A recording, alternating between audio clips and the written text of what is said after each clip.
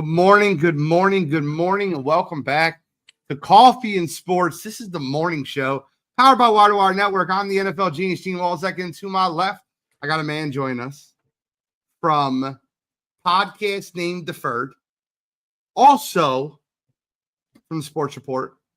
Our baseball aficionado hopped on up and in this past Sunday, 7-11, because he's always open.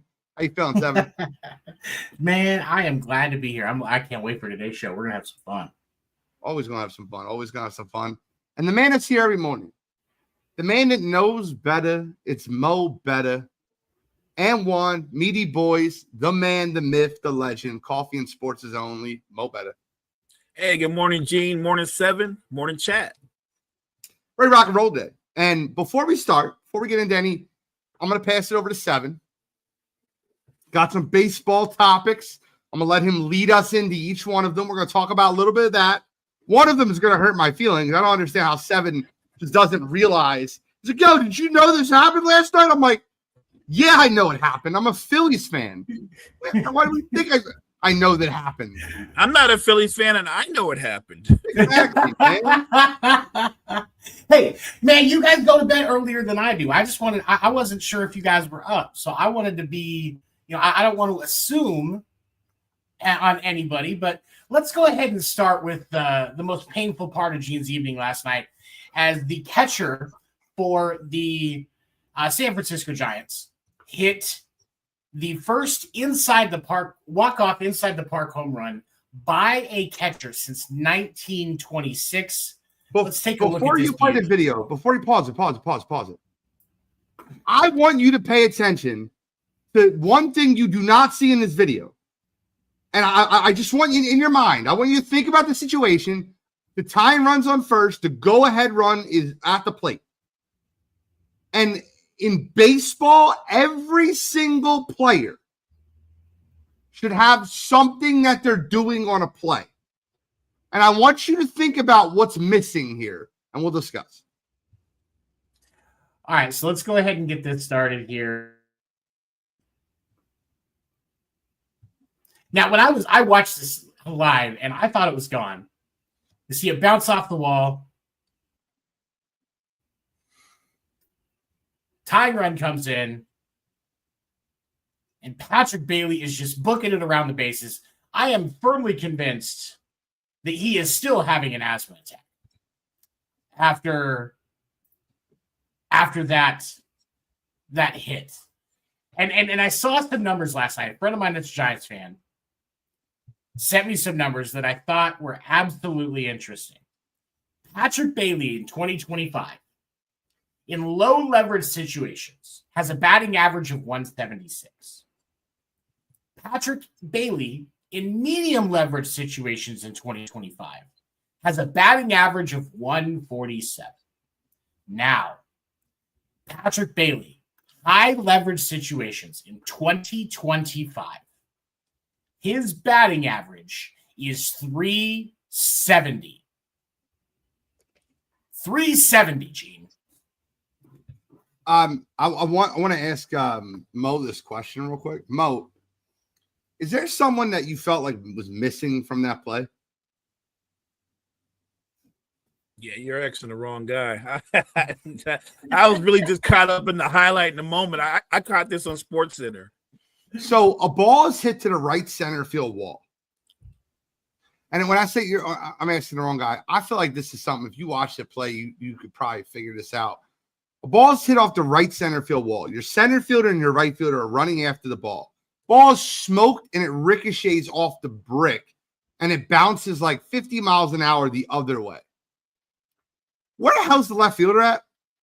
Can someone help me understand what the left fielder is doing? Thank you, Wayne. Thank you. Where is the left fielder at? If the left fielder is moving on the play to back up the play, that's a double, maybe a triple. But it's definitely not an inside the park home run.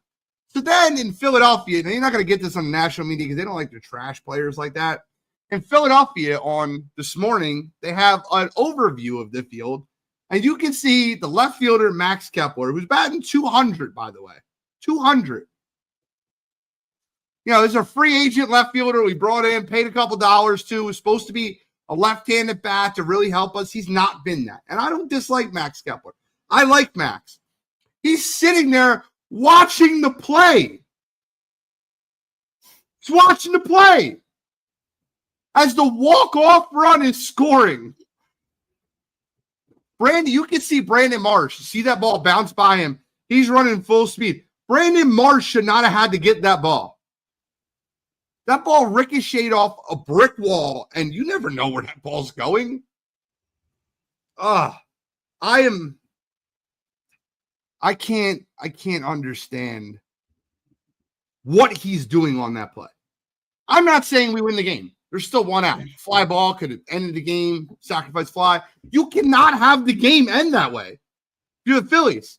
And by the way, for the payroll that the Phillies have, I'm going to give you the players in the Phillies lineup that make over $20 million. Trey Turner, Kyle Schwarber, Bryce Harper, Nick Castellanos. They make over $20 million a year. Phillies have been scoring 2.5 runs a game for the last 3 weeks. It's sickening. I'm not happy. I'm upset this morning. That's the miserable part of my morning. It's and Max Kepler knows better. And I know for a fact that he knows better. He was actually a shining star in the Twins lineup for a number of years. And Anthony, you're right. You always back up the other guy, especially in the outfield, because you never know when that's going to go. You've got some of those weird things where it bounces off of walls. You get into parks like the Giants Park, Fenway, some of those others that have those weird outfields. You have to back up the other guy because you don't know where that stuff's going to go. And so some of that's definitely on Max Kepler. Absolutely, 100%. But that pitch was a cutter that worked its way from the inside back out on Bailey and was essentially almost dead center in the strike zone. Like just right there, and I believe it was 94-mile-an-hour pitch. Patrick Bailey's been in the game for a little while. I really hope that was not the pitch that they were intending to throw or the location that they were intending to throw it in. Because if they were, then some of that's on that pitcher. Because that most MLB hitters, even guys that are in a slump, are going to put that into play. And in a stadium like that, that can easily be a home run. We're not talking about Jordan Romano. I know we're not talking about Jordan Romano. Jordan Romano, and this is the Phillies front office for you, right? Jordan Romano, if you don't know who Jordan Romano is, he pitched for Toronto Blue Jays his entire career. For 4 years, he was an elite level reliever. Elite. Like ERAs under 3. 4 straight years in 170 games. Last year, he got hurt. He had a 6.59 ERA. And the Phillies thought they were like, oh, we're going to get a bargain. We're going to bring Jordan Romano in. 4-year, great reliever. He has been awful. He's got a 7 ERA pitching in the 9th inning in a 2-run game. A 7 ERA. I'm not talking about 7 from podcast name deferred. I'm talking about his goddamn ERA is 7. Like, what are we doing? Dude, if the Phillies bail out in the first round of playoffs again this year or don't make a run, I am so done. I don't care about Topper. You need to fire him, get him out of there, and get me a manager. Bryce Harper's been hit 7 times this year. 7 times. You know how many fights the Phillies have been in this year? None. If you hit one of our best players, you need to get hit back. The guy's out injured because he keeps getting hit with pitches. And we're like, oh, well, they're not doing it intentionally. I don't care. Jordan Romano. Oh. And that's the thing is like with Bryce Harper, he's one of the stars of the league. He's not just one of the stars of the Phillies. He's one of the stars of the league. That is a league name. And to see him taking that much abuse and no action being taken, I absolutely understand being frustrated because it makes zero sense. It's just like if you're a baseball fan, especially somebody in the National League West, the Padres have hit more star players across every team this season than anybody else. And Manny Machado will not shut up. At some point this season, we're going to see Manny Machado get taken out like Jose Bautista did. Yep. And a lot of people are going to cheer. He's going to get dropped. And I'm not calling for violence. I'm not that type of guy. But I will say I agree with the fact that I think Manny Machado is an asshole. Because the other night when they were playing the D-backs, Manny Machado or Ketel Marte, who was in the news recently because of somebody talking trash on his dead mom, Ketel Marte got hit, possibly intentionally, and then his next pitch or his next time up at the plate, he got a hit, and Machado was talking trash. Oh, you think you got us back because we hit you, bro? Like I could go on an entire rant about Manny Machado, but no, it's the Phillies absolutely should be doing better. They are leading the division, but part of that stems from the fact that the Mets are going to Met. Like that's a consistent thing in all of baseball. Well, the reason that the Phillies are leading the division, 7, is because they have great, and not good. I'm not talking about good. They have great starting pitching. Not good. Great. They have right now the NL Cy Young, in my opinion, and Zach Wheeler. You could argue Paul Skeens. I'm okay with that. They have Christopher Sanchez, who should be an all-star. They have Ranger Suarez, who could be an all-star. They have Jesus Luzardo. They have Mick Abel, a 5-star prospect. This is without Aaron Nola. This is without Andrew Painter. The Philadelphia Phillies starting pitching is insanity. For them to be 53-39 with the amount of all-star starters that they have is absurd. It's absolutely absurd. And I was talking with somebody the other day about the Phillies, and I said that we're really going to see what is going to happen with that organization at when it comes closer to deadline, when they see what kind of changes they make. Because of the fact that Boston, because of the fact that Boston has a surplus in the outfield, I would not be surprised to see the Phillies one of the teams that's in on trying to get Jarren Duran. And they absolutely should be. Because you put a guy like that in left, Jarren Duran's going after that ball 100 times out of 100. He knows better. And he has the athleticism to make a play like that. He has the arm to make a play like that. So the Phillies should absolutely be one of the teams that's either trying to get Jarren Duran or Willie Abreu. If you go for Willie Abreu, it's because you want a little bit more speed on the bases, along with the fact because his bat is really, really good right now. He's been hot. So for Phillies fans, I hope you guys get some support at the deadline. But if the Phillies don't make a lot of moves, bro, you got to prepare yourself because you're going to be a first-round exit. Because that level's going to step up at the playoffs. I'm not gonna lie to you. I wouldn't mind going out and trying to get Yoshida. He's coming off the DL soon. I would not mind going out and getting him. He's been Jordan taking runs in the Romano. outfield. This is my guy Jeff Barone. Jordan Romano is a bum, and Topper is a moron. Romano gets out of the 8th inning, giving up a walk and a hit to a lead off, and somehow gets out of the jam. Topper, brilliant mind. He thinks he's even better idea to put Romano back in the 9th. I need fair. John Middleton to do something with Dave Dombrowski. I don't think it's Dave Dombrowski. The Philadelphia Phillies have done exactly what they're supposed to do. They developed young pitching that they don't have to pay for, and they paid for hitting. The hitters aren't hitting. Fire the hitting coach. I don't know. And if I hear another person tell me how good Alec Bohm is, I'm going to lose my mind. He has to have the lowest hard hit ball rate in the entire major leagues and batting over 280. And every single time, you want to talk about high leverage situation, you can look this stat up for me. I don't know if you can do it now or it has to be a later thing, but I would love to know what Alec Bohm's numbers are in high leverage situations, because every time I've ever seen this man come up in a high leverage situation, it's been rollover, bullshit. The guy stinks. I don't even know if he has a hit this year in a high leverage situation. Drives me nuts. I'm pissed off. Kevin Long was their hitting coach. I always questioned him. Yep.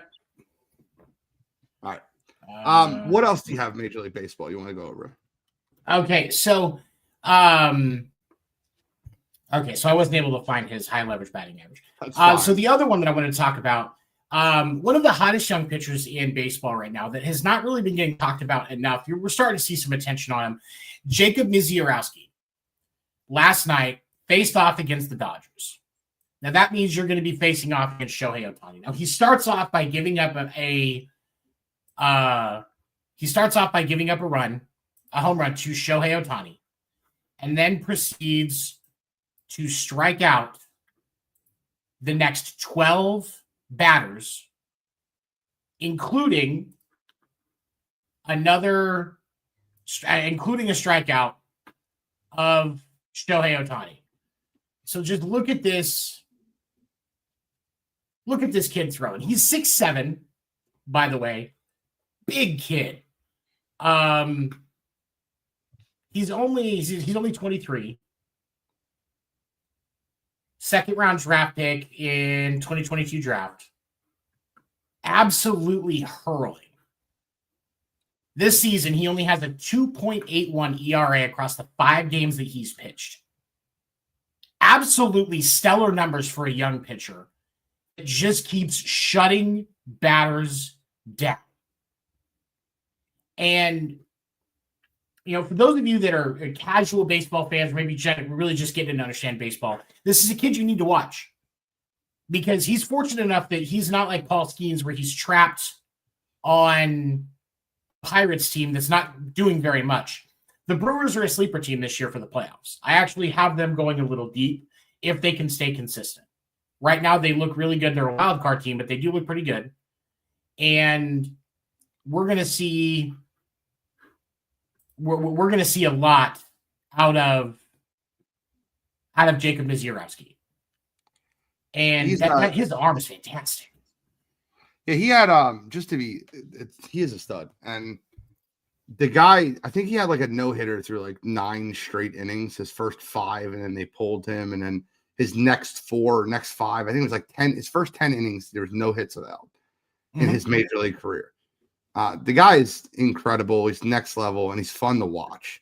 He throws from totally different, what is he, 6? He said 6'7", right? Yeah, that's, I'm going to double check. I think that's, 6'7", 197 pounds too. He's skinny. It comes from a different angle, bro.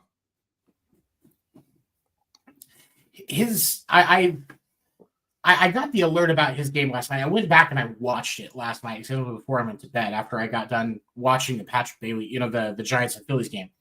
And just watching his arm, his delivery is so consistent. You don't have to, you don't have to question what he's going to do.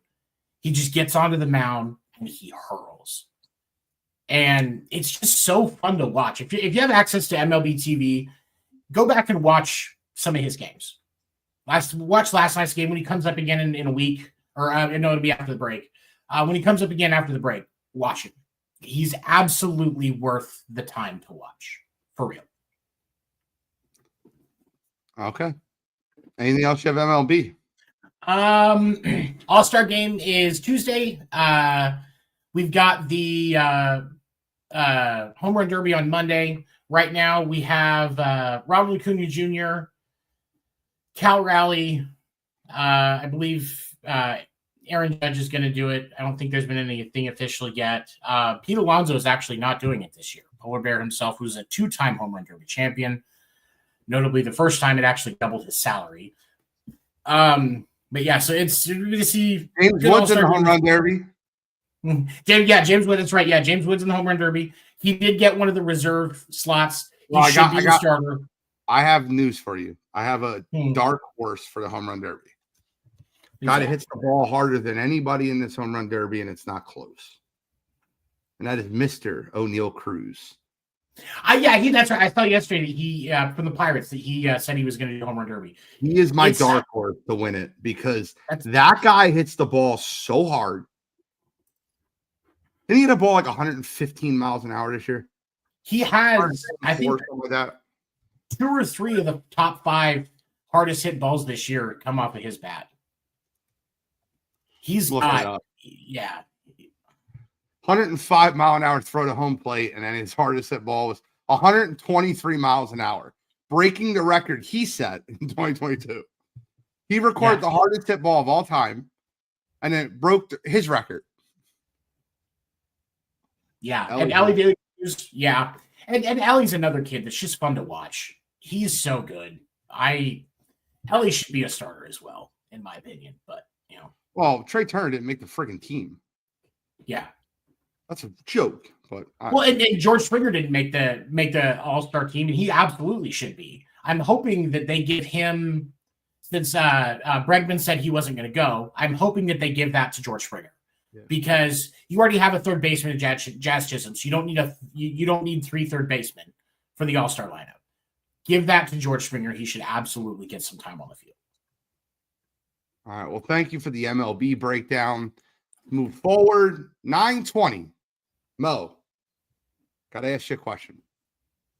Did you watch the WNBA All-Star Draft? I did not see the draft. Okay, so first of all, a little spoiler alert. Caitlin Clark had the first pick. She was the highest. And out of all the players that she picked, do you know who she picked? The starters she could pick from were Aaliyah Boston, Paige Beckers, Alicia Gray, Sabrina Ionescu, Nneka Ngumage, Satu Sabali, Brianna Stewart, and Asia Wilson. Well, the smart move would be to pick your teammate.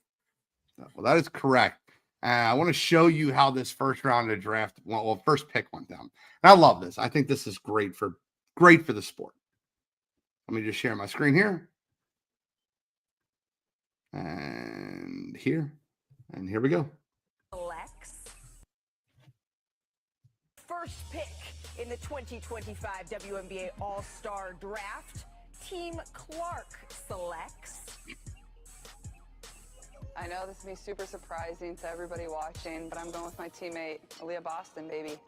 Smart. We're putting Aaliyah Boston Welcome, up on AB. the board here. Aaliyah Boston going here to Team Clark. Remember, Aaliyah has been on opposite teams with Napheesa Collier in each of her first 3 All-Star appearances, and that tradition, keeping it up. Aaliyah Boston's done a great job this year, and I do want to give you the rest of the breakdown and kind of get. Let me pull up that graphic, and then we can pick what side we like the best. I love the way this was broken down. I love the way it was drafted. I need to find a picture. There we go. This is a better picture. They had a picture of like Caitlin Clark with her tongue out, like showing the. I don't want to see that. Here we go. Let me just share this one right here. These are the teams, and we'll discuss. And I know it's an all-star game. I fully understand that. Let me just. But here's the teams. So you guys see that on the screen? Yeah. All right.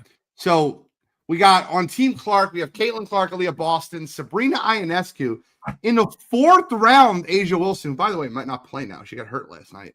Yeah. Satu Sabali is the start. Well, Asia Wilson's the 5th starter. Last pick of amongst the starters, Satu Sabali, was Paige Beckers. So it was Napheesa Collier picked Brianna Stewart with their 2nd overall pick, Alicia Gray, Nneka, and then Paige Beckers. On the bench, 1st overall pick of the reserves was Caitlin Clark's teammate, Kelsey Mitchell. Smart move again.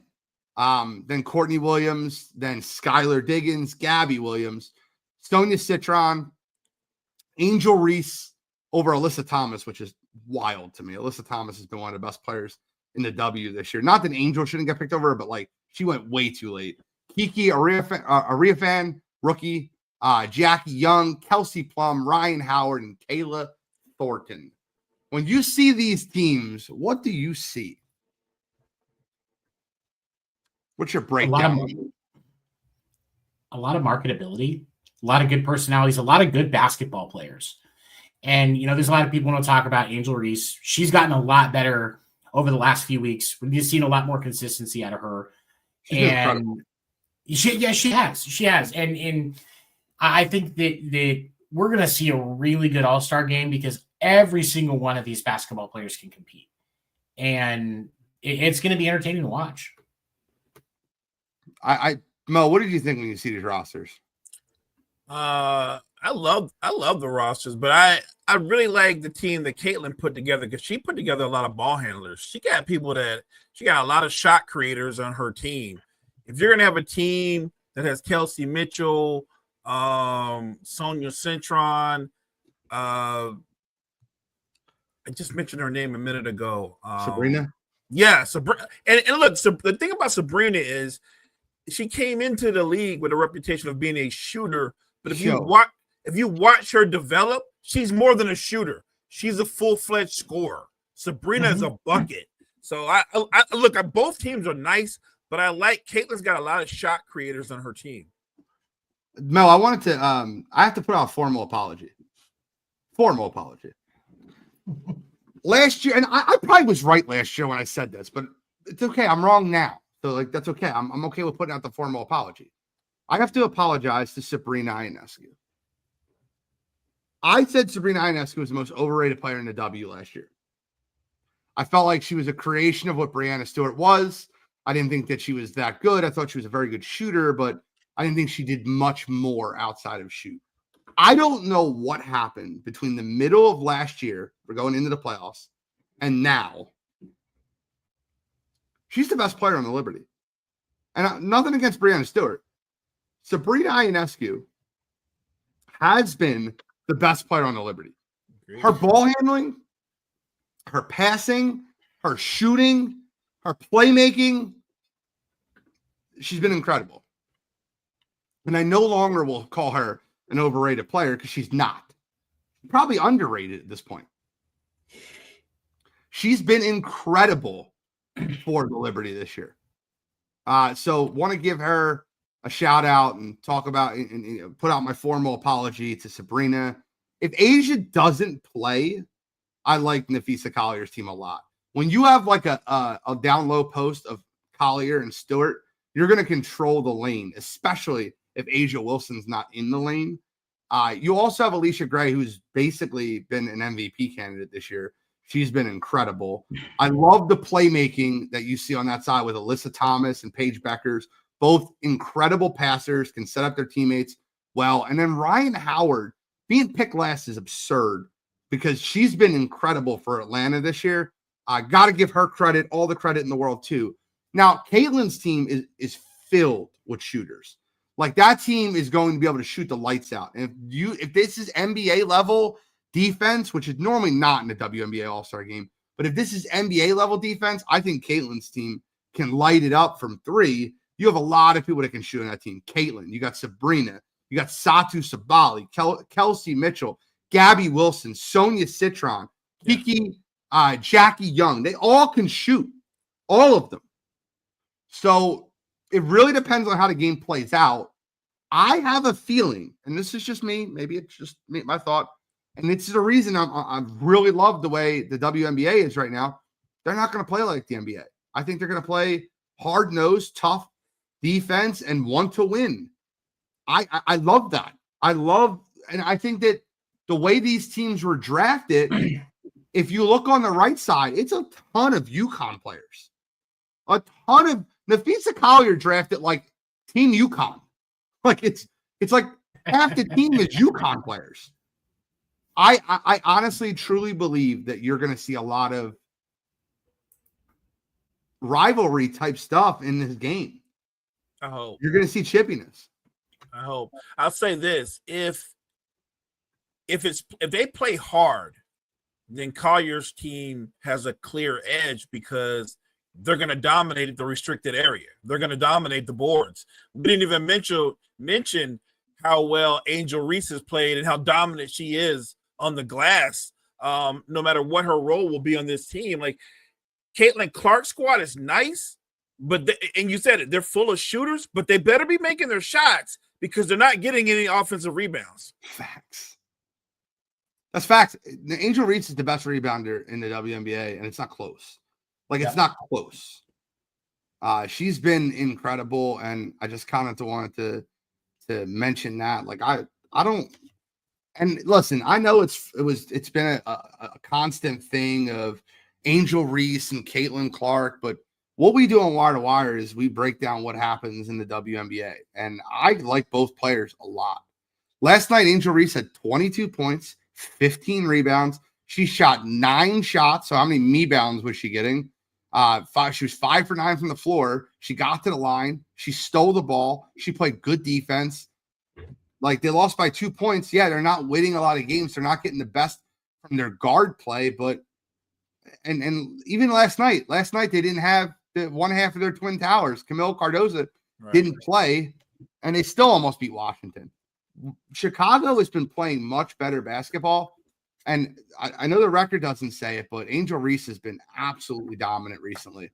Like, I guess she's been the butt of people's jokes with the rebounds, and me too. I've 100% like talked about that, but I'm going to read you some stats. Her last 5 games: 24 points, 16 boards, 7 assists. That was the other game. 16 points, 17 rebounds, 6 assists. 17 points, 18 rebounds. 18 points, 17 rebounds. 10 points, 19 rebounds. Like, those are video game numbers. Yep. It's good to see. This is what and I think for people that love basketball, this is what we've wanted to see out of Angel Reese. And like we've talked about it in the chat. There was a long time the issue was she was getting the rebound and just putting it back up again instead of kicking it out. She is transitioning to where she is getting the rebound and kicking it out, creating shots for other people. And that's where the trend, and that's where the changes come from, is that along with the fact that she's making better decisions on where she's shooting and just being more accurate as a whole. 22 points, and she only actually, from the floor, she only shot 5 times. That's fantastic. Or I'm sorry, 9 times. Or she only made 5 shots. That's fantastic. That's what you want out of Angel Reese. And now you're going to have her in the paint against some of the other top-tier WNBA players. That All-Star game is going to be fantastic. Completely agree with you. By the way, last night's Liberty versus Aces game, which was hampered because, you had an injury to Asia Wilson. Hopefully she's okay. Hopefully she gets back soon. It's crazy. She's been one of the most durable players in the W for years. And this is the second injury that she's faced this year, much like Caitlin Clark. Caitlin Clark had the injury earlier in the year with her ankle, then her hamstring or groin. Asia Wilson had the concussion, and now she has an MRI on her right wrist, which didn't look good. I think at the end of the day, you want to see the top players in the W on the court. So, yeah. But last night's game was incredible. But I'll say this, out of everybody that was on the court last night, whether it was Brianna Stewart, whether it was Asia Wilson when she was in the game, Jackie Young, Sabrina Ionescu was the best player on the court. 28, 8 and 8. Incredible. She didn't even shoot well last night. 28, 8 and 8. I don't think people realize how good a player she is because she came in with the reputation of how great a shooter she was. And I think people thought she was just a shooter, and they didn't realize that she can create her own shot. She can do more than just shoot. Brianna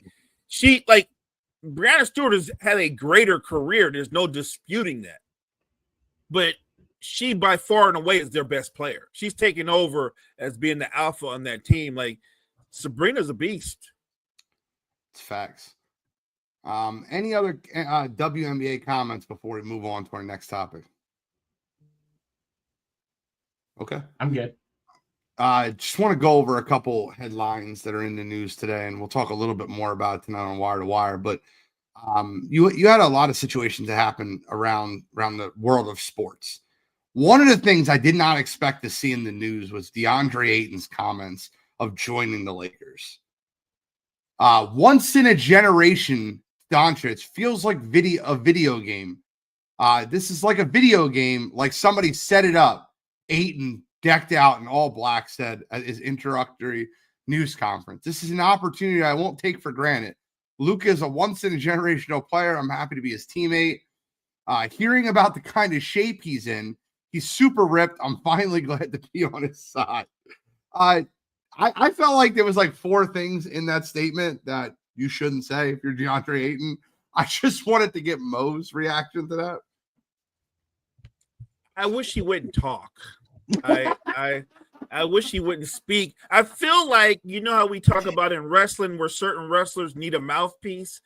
I feel like Ayton needs a representative. He needs his own wise man or woman to come in there and speak for him so he doesn't say the types of things that came out of his mouth. I heard him in the press conference basically allude me, LeBron, and Luka. Like, again, I cringe when I hear the mention of a big 3. It's not a big 3. It's a big 2 and a guy that they got that they hope that can help them, but it's not a big 3. All right. Only in his own mind is a big three. I'm just being realistic. I would still say the Lakers have 2 top 15 players. Not a lot of teams have 2 top 15 players. But when you look at their roster as a whole, not a lot of athleticism, not a lot of shooting, not a lot of depth. They're not a title contender. I don't disagree with you at all. Kevin, any thoughts on DeAndre Ayton's comments? I wonder if he could afford to pay Paul Heyman to talk for him. Like, I think that would be best case scenario for DeAndre Ayton. And maybe I'm just a little bitter because I'm a Suns fan and we got burned having belief in DeAndre Ayton. But I'll say this about the Lakers. The only chance that they have with this big three, as he likes to call it, is if they can manage to control the pace of the game the entire game. That's the only time that they're going to have a true shot at staying consistent with this. Because, like you said, there's not a lot of, like most said, there's not a lot of athleticism. So you've got to have a slower pace. You've got to have control over it. And you've got to make every shot possible. And then you have to play defense. Because otherwise you're just going to get cooked. And think about this. 3 of your starters, let's say at least 3 of your starters, are not prime time defenders. So you can say you can hunt Luka, you can hunt Austin Reeves, and on a lot of nights, because again, he is over 40, he can't play defense at a high level all the time. You can hunt LeBron at times. And DeAndre Ayton is not the most physical guy in the world. So they have to be a great team defense because they don't have any great individual defenders. Want to move on to the NFL. The NFL is ranked the best position groups, wide receiver, tight end, running back, skill positions for 2025. I think this is interesting. I'm going to give you the bottom 5 and then I'll give you the top 5. And I want you to get your opinions of it. Number 32. Someone do not tag Jory in the comments. The Tennessee Titans listed number 32. I don't agree with that, by the way. Just want to be very clear when I say that. I think that Calvin Ridley, Tyler Lockett, Tony Pollard, Tajay Spears. I don't think that's 32nd, but they're ranked 32nd. The Carolina Panthers are ranked 31st. I don't agree with that either. Pat McMillan, I think, is going to be an absolute star in the league. They drafted Xavier Legette last year. They have Adam Thielen. They have Chuba Hubbard, who was very good for them last year. The New England Patriots were number 30. The Cleveland Browns, number 29. Hey, listen, they brought in star receiver Deontay Johnson. Just as long as it's not below 42 degrees, he will be fine. That's a joke. And then number 28 is no one circles the wagon quite like the Buffalo Bills. Your thoughts on the bottom 5 in the league? That's clickbait, man. That doesn't even make sense. Well, what team could be in the bottom? How are the Cardinals not in that list? Seriously, how are the Cardinals not in that list? Because I guarantee, I would put all 5 of those teams against the Cardinals. You want to know where the Cardinals are at? Where are they at? Number 15. That makes 0 sense. Where are the Raiders at on that list? I will get that for you now, sir. Or the Falcons. Well, Falcons have Bijan, Drake. They have a decent. Where are the Raiders? Oh, Raiders are top 15, brother. So we go Raiders are top 15? Yes. Wow. 27 Jets, 26 Giants. The Giants should be a bottom 5 team. They have literally Malik Neighbors and then a bag of Doritos. I don't know how the Bears are 25. They have DJ Moore, Rome Odunze. They drafted a wide receiver in the first round at Luther Burden. They have DeAndre Swift. That should not be a bottom team. New Orleans Saints. Why the hell are they as high as 24? They should be 32nd. The Broncos are 23rd. The Chargers are 22nd. How goes that low? How are the Raiders ranked above the Broncos? That makes 0 sense. Right. That's 0 sense. The Raiders are 20th. The Raiders are 20th. They have Ashton Genty, Raheem Mostert, Jacoby Myers, Trey Tucker, And then they have Michael Mayer and Brock Bowers at tight end. And they don't have a quarterback. Well, it's just skill position players. Quarterbacks do not matter in this list. But it should, because No, you can it have. shouldn't. They're ranking the skill position players. But here's the thing: the reason why I'm saying that it should have an impact on how they're ranking, even if you're not ranking the quarterback itself. The quarterback should matter in this ranking because you can have the best list of skill position players in the league, but if you have hot dog water at quarterback, you're not going to get anything out of them. I don't. So why disagree would with they you, be but ranked? I think they're saying that if you remove the quarterback, who has what quarterbacks have the most to work with? That's what I think the list is made of. But all right, let's continue moving on. The Seahawks are 19, the Jaguars 18. I understand that with Brian Thomas Jr. And then add Travis Hunter. That makes sense. The Packers 17. I think that's a little high. The Colts 16. I think that's very high. The Cardinals 15. That's absurd. Makes zero The sense. Texans 14. The Commanders 13. That makes sense. The Chiefs 12. I don't get that at all. I would put them bottom 10 if I'm being honest. Really? Yes. Rasheed So Rice, you're moving. Isaiah you're moving- Pacheco, Yeah. Travis Kelce, Noah Gray. Yeah, Really? let's start- No. Distinct. See, you're a true fan, but let's be realistic. This isn't Travis Kelce, the best tight end in football anymore. This is old Travis Kelce, who's probably still a good tight end. And while everybody recognizes Isaiah Pacheco, he's not a great back. He's just an average back. Like he's not an elite back. Nobody's gonna say he's one of the 10 or 15 best backs in football. He's okay. He's a good player, but he's not special. I get that he runs hard, but he's not a special running back. 7. Let's say I give you Travis Kelce being a top 10 tight end in football still, even though he's definitely on the back 9. He's on hole 16, maybe hole 17. He's got a couple holes left, and that's it, right? Let's say I give you him being a top 10 tight end. They don't have another top 20 position group player. It's not close. Rasheed Rice is not a top 20 wide receiver. Isaiah Pacheco is not a top. No, he's not. No, he's not. Yes, he is. Hold on. Just for fun, right? I really want to go through this because I think you're out of your mind if you think Rasheed Rice is a top 20 wide receiver. I'll go through it with you. And Mo, stop me when you hear a guy, you're like, that guy's definitely better than Rasheed Rice. Rasheed Rice is definitely better than that guy. Okay, you ready? Jamar Chase, Justin Jefferson, CeeDee Lamb, Puka Nacua, Amon-Ra, Nico, Malik Neighbors, Brian Thomas Jr., A.J. Brown, Drake London, Ladd McConkey, T. Higgins, Tyreek Hill, Devontae Adams, JSN, Terry McLaurin. Hold on. DJ Moore. I would take Rasheed Rice right now over Tyreek Hill right now. You're out of your mind. No. What has Tyreek Hill done? What has Tyreek Hill done? He had 1,900 yards 2 years ago.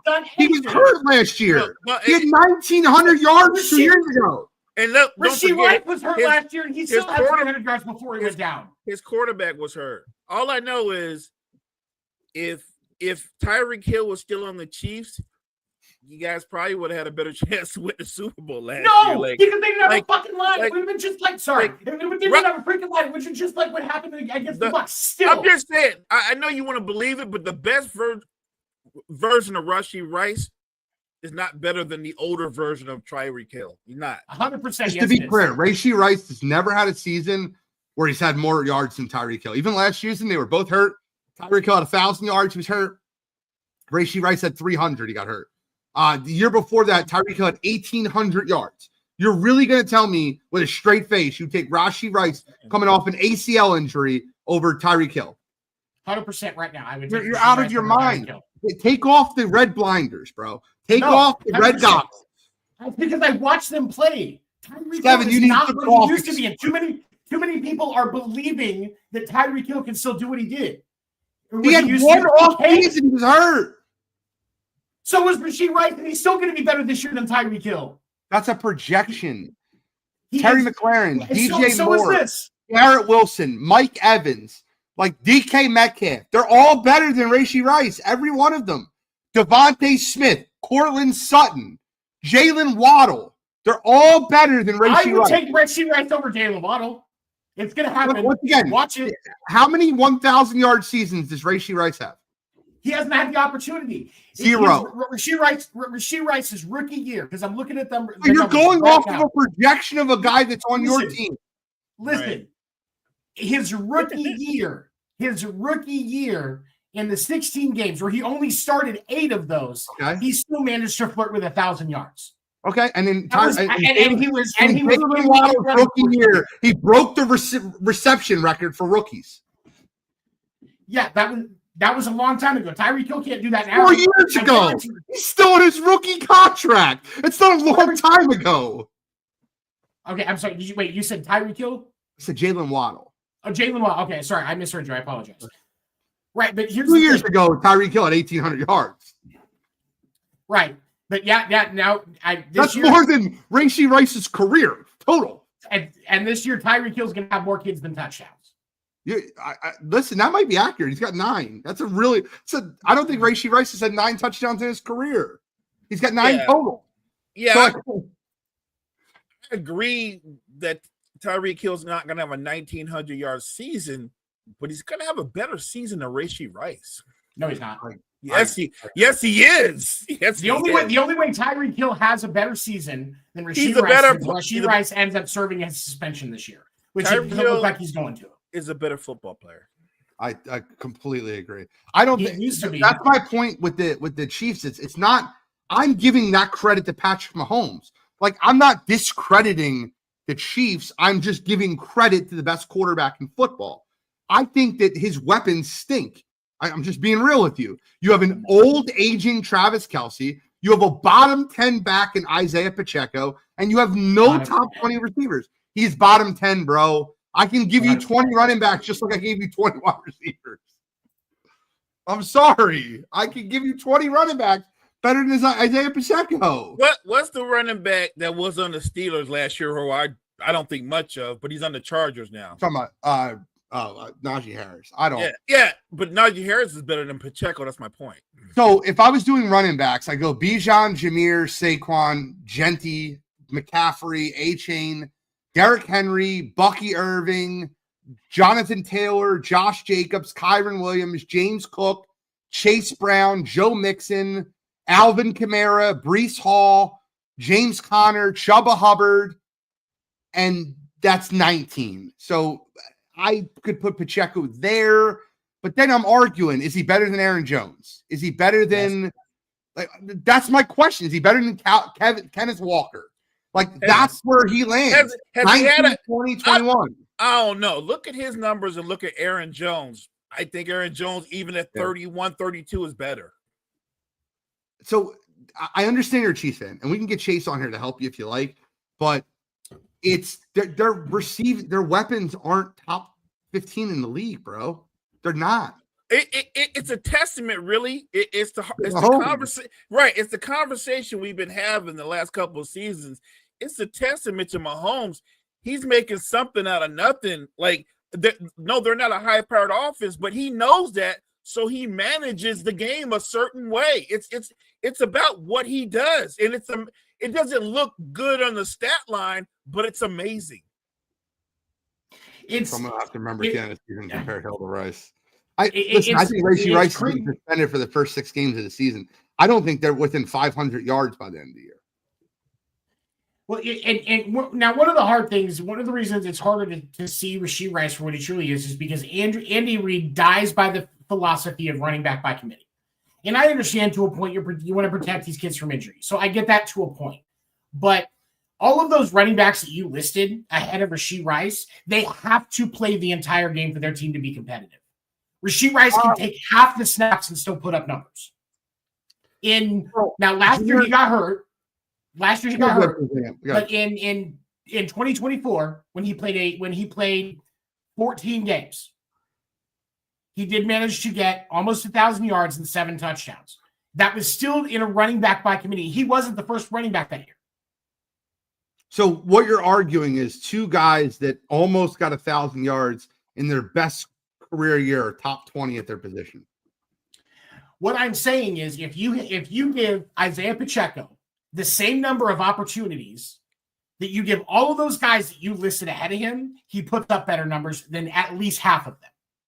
Isaiah don't agree. Pacheco, with the same number of snaps, is a top 10 running back, and I will die on that agree with hill. that. I think you're seeing him through Chief goggles. I agree. 100%. The same way Cowboys fans used to see, rest in peace, that kid Marion what's his name? Right, Marion hard, Barber. hard. The guy ran hard. The fans loved him, but he was just an average back. Marion the Barbarian. That was his nickname. Yeah, It was. he said, "You think Rice is better than Hollywood Brown?" I think that's an argument. I think Rice is better than Rice is Hollywood, but yeah. But I think it's Hollywood Brown's going to surprise a lot of people this year. There's a lot I of people agree that with are that. I agree with that. But I He's can't- going to. So I'll continue on this list. Bring You a lot tell of me- these guys. Stop me when you hear a team on this list that the Chiefs have better weapons than. 11, the Cowboys. No, right? Yes. You think they have better weapons than the Cowboys? 100%. CeeDee Lamb's a top 5 receiver in football. George Pickens is a top 25, top 30 receiver in football. Like, are you out of your mind? Yeah. Yeah, How many awards? again- How many awards have they won? Because they don't produce. Because they have too big How many egos. awards of anybody on the Chiefs won? And not named Patrick Mahomes. None. Zero. Got a few Super Bowl rings recently. That's not Because an of their award for a offense. player. You have the best It's quarterback in it sits on their football. finger, and that sits on their finger. That's a pretty No, good you- award that sits on their finger. Again, a testament to Mahomes. You're Yeah. right. You're a testament to Well, Mahomes. come on. You're right. All right. We got to stop. We got to stop this. This is nonsense. The Dolphins are 10. The Falcons are 9. I think the Falcons are a little high, but 9's not terrible. The Ravens are 8. I think that's low, considering what That they is have. low. Yeah. Well, and Buccaneers that's are probably the Todd 7. Monken effect. Yeah, but the problem with the Ravens are they're always underrating Lamar's like talent that's around him and overrating him. It drives me up a wall. They're like, he has nothing but 4 first-round draft picks at the wide receiver position, 2 tight ends that are top 10 tight ends in football, the second best running back in football, and the third best offensive line in football. But he has nothing. Like, stop it. Stop it. Stop the dumb stuff.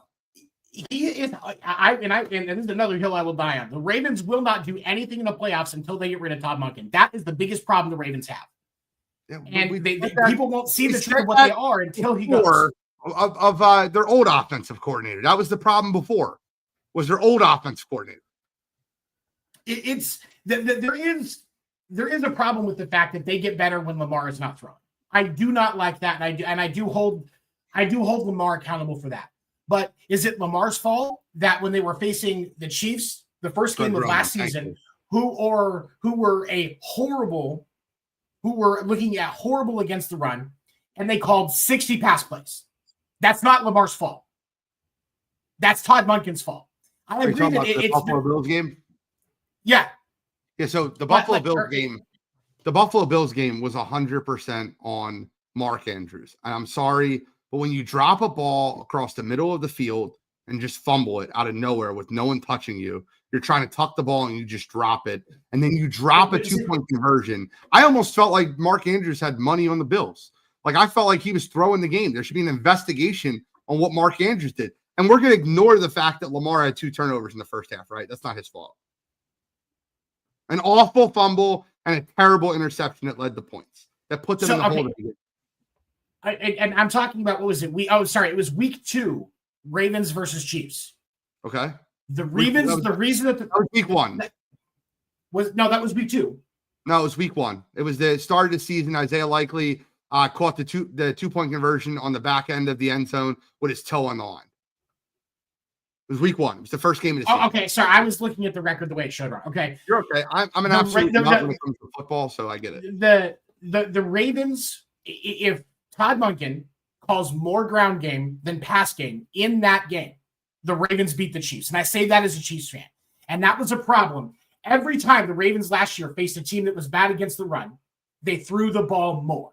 Just to be clear, if you know about Steve Spagnuolo's defense, because you should as a Chiefs fan, Steve Spagnuolo has an absolute history of stacking the boxes versus running quarterbacks like Jalen Hurts and Lamar Jackson. All you have to do is look at the Super Bowl. Philadelphia Eagles could not run the football at all versus the Chiefs because Spags will send a ton of blitzes to make sure you can't run the football. What they did week 1 versus Baltimore was absolutely stack the box and make Lamar beat him with his arm. I got to go to the top 5. We only have 5 minutes left. Top 5 are Bucks are 7. Vikings are 6. I get that. You got Justin Jefferson, Jordan Addison. You obviously have TJ Hawkinson and Aaron Jones. Top 5. The Rams.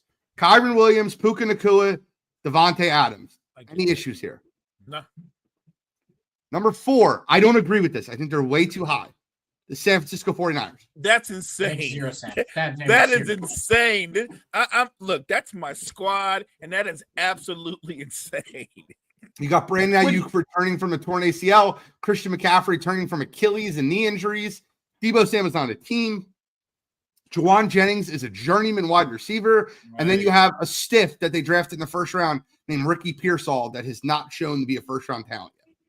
No. All right, number 3, who I think could probably be number 1 here, is Cincinnati Bengals. Chase Brown, Jamar Chase, T. Higgins. I love that group there. It's They also got talent, Mike Gesicki. but are they taking a hit because everybody knows what that offensive line is? They're taking a hit because of the offensive line. I guarantee it. But skill And position-wise, if you plop that skill position on any team in football, it's the best skill position. Absolutely. Okay. Number 2, the Detroit Lions. They got Sonic and Knuckles with Jahmyr Gibbs and Dave Montgomery, Monroe St. Brown, Jamison Williams, and Sam Laporta-Potty. It's a very good. That's a hell of a group. And then the number 1 team listed in ESPN's rankings is the Philadelphia Eagles.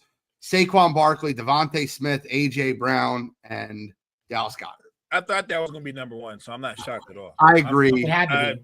I'm not shocked at all. Yeah, it had to be. It's interesting because the Philadelphia Eagles will get overrated in a ton of stuff just to discredit their quarterback. And I'm not saying that this is not the best skill position group. I think it is, especially with the Philadelphia Eagles offensive line, like what they do to allow them. Like going into the season, I have no concerns over the Philadelphia Eagles offensive line. Landon Dickerson's a top 3 tackle or guard in football. I really genuinely believe they have the best tackle combination in football, and Lane Johnson and Jordan Mailata. And then Cam Jurgens was incredible at center last year. I think he walked right into the top 5 centers in football this year. I think Cam Jurgens will be a Pro Bowler. And then what they're going to do at right guard, we'll find out. You have a former first rounder that they traded for from the Texans who, the Philadelphia Eagles, Jeff Stoutland University is there for a reason. They have a history of fixing offensive linemen. And then you have Tyler Steen, who was on the roster all last year, played a ton of snaps at right guard. I think they'll be fine offensively, but we'll see. Really tough schedule. Those are skill position players throughout football. We have like a minute left. Anybody too high, too low outside of the Chiefs? The Niners are insanely too high. They should be at best middle of the pack. Completely agree with you. And I would put the Bengals at 2. I really do think there's a whole lot of talent there, and they're taking a hit because of that god-awful offensive line. But if you put Joe Burrow in that skill group on any other team, they are a Super Bowl contender hand over fist. I can't disagree with you. I think they have the best number 1 in football. I think they have the best number 2 in football in T. Higgins. I think Chase Brown broke out last year. He was incredible. I love Mike Gesicki at the tight end position. All he does is be productive, block, and catch the football. And then Joe Burrow is incredible. But he's not part of the skill position. I get it. Right. That's all the time we have today. Today flew. Absolutely flew, especially when we got into the NFL talk. Any final comments? Make sure you tune in to Wire to Wire tonight, 7 p.m. Eastern Standard Time. We're going to go nuts tonight. I'm going to yell at Shally, and me and Cottrell might agree on something. 7, podcast name deferred. Come on tonight, 10 p.m. Yeah, I think we're going to run a show tonight. I'm going to get the morning minute up in the next 15, 20 minutes. I'm going to record it as soon as we get done here. Podcast name deferred tonight, 10 p.m. Eastern. Check out everything the Wire to Wire has, man. We got some great shows. Mo, close us out, but talking about everything that Wire to Wire has, make sure you watch our outro video. Please watch our outro video and then comment what you think. Mo, close us out. Hey, thank you guys so much for joining us. Make sure you check out all the great content we have at Wire to Wire Network. Wire to Wire Network, we appreciate you guys. Courtesy of Key, make sure you check out this out.